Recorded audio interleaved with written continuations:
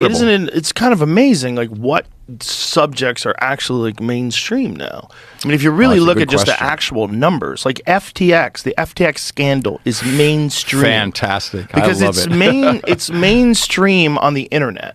And the internet is where everybody is. So it is mainstream. Even if they're not discussing it very much on, these networks that might have had some sort of a financial tie to FTX. Could have been. I don't know. Yes. Maybe some of these politicians 197 to look the other way. 197 people in Congress took money from FTX. What are the coincidences? 197 coincidences. I'm just saying. It just happens. What a great move, though. Buy off everybody. But even then, it still doesn't help you if your money runs out.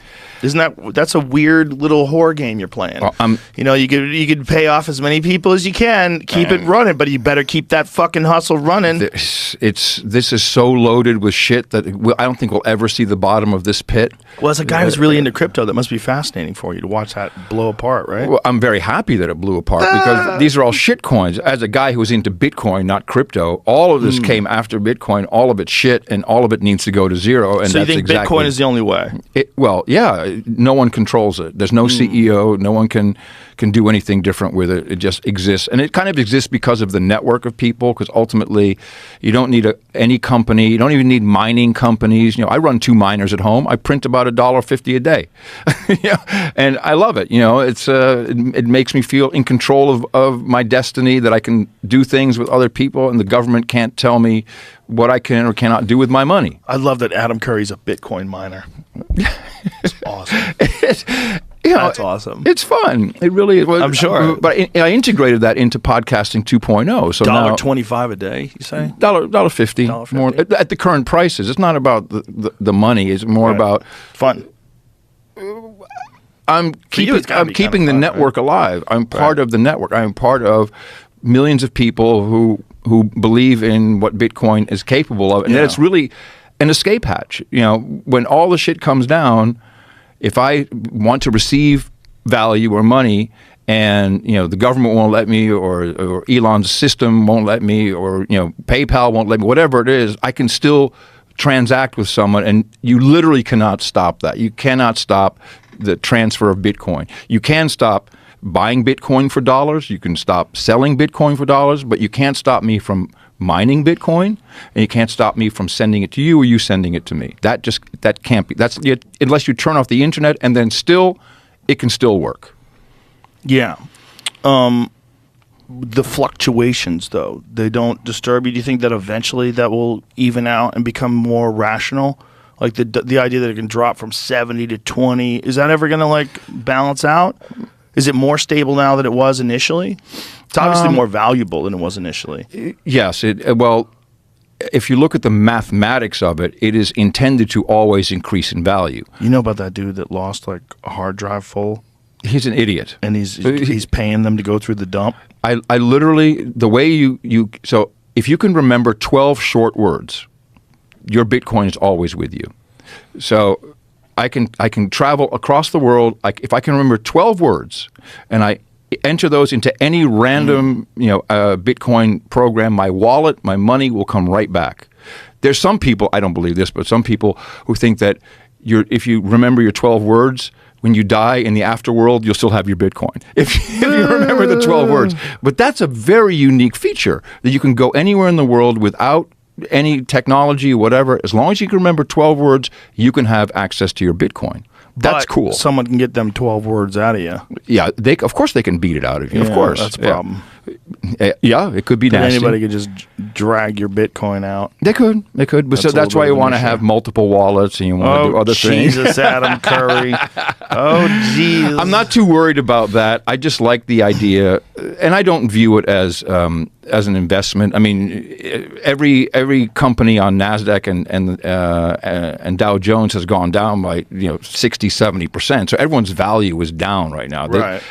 Remember, it's Bitcoin versus the U.S. dollar. When the U.S. dollar gains value, the DXY, which is how they, versus the pound or the euro, then of course Bitcoin is going to be less valuable. Right. If the dollar goes down, Bitcoin becomes more valuable. It's two sides of the same coin.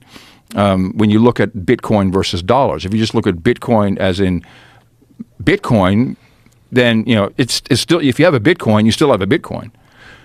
It's so this FTX thing was all what you would call shit coins. 100%. So these are all cryptocurrencies that just exist on someone's imagination. They made it up. They just made it up, and they could create as many as they want. That's the whole game. We go back to the dollar. They created 40% of all the dollars printed were made in the last 3 years. What do we get? Inflation.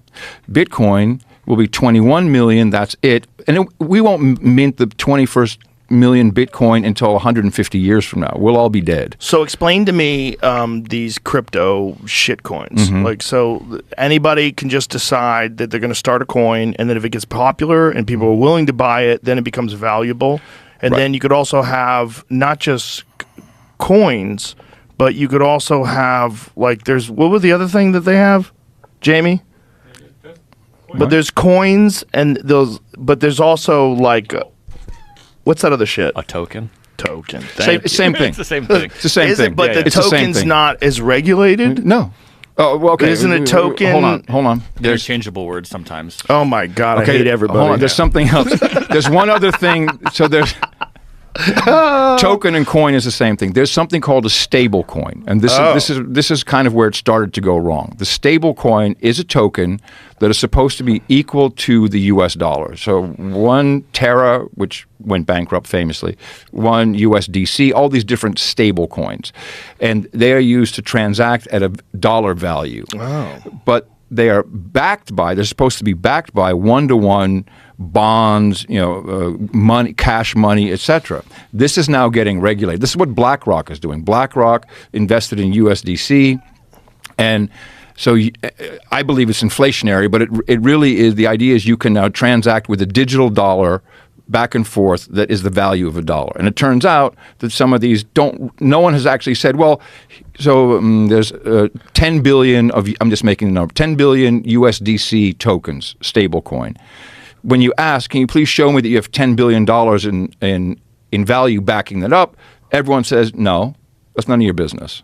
Oh. So it's very iffy what's going on there. And Terra, that started the whole thing off. That went bankrupt because people started saying, I want to give you my stable coins, give me US dollars. And it was a run on the bank. And they didn't have all the assets to pay everybody the money. And then it just starts to unwind because that's what all these guys are. Bitcoin was it's now 14 years old. It was a great invention, and people saw that and said, what a great idea. I'm going to rip people off by creating these shit coins, make them valuable just by buying and selling, creating more,